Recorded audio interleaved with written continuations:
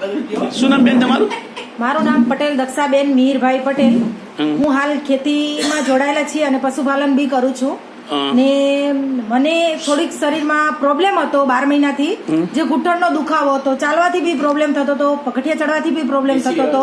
અને બીજું કે દવા બી કરાવી, અમે ખાસી દવા કરાવી 3000 ઉપરની, પટ્ટો બી બેલ્ટ બાંધતી હતી, પણ એનાથી કશું જ મને ફરક નતો પડ્યો. પણ જે આ ગોળી છે રેનાટોસ, નહીં આના પહેલા બેન કોઈ દવા કરાવી હતી? હા કરાવી હતી ને અમે દવા.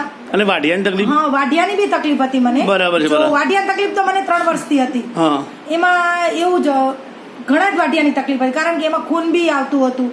પણ હજી ને પગનો બી દુખાવો હતો. પગનો દુખાવો તો બહુ જ હતો, કારણ કે દિવસનો મને પટ્ટો બી પહેરવો પડતો હતો ઘૂંટણમાં, અને સાંજે ખુલ્લો કરું તો પેન બી થતું હતું, કારણ કે આખો દિવસ પાટો બાંધેલો હોય ને, એટલે રાતે સુવામાં તકલીફ બી પડતી હતી.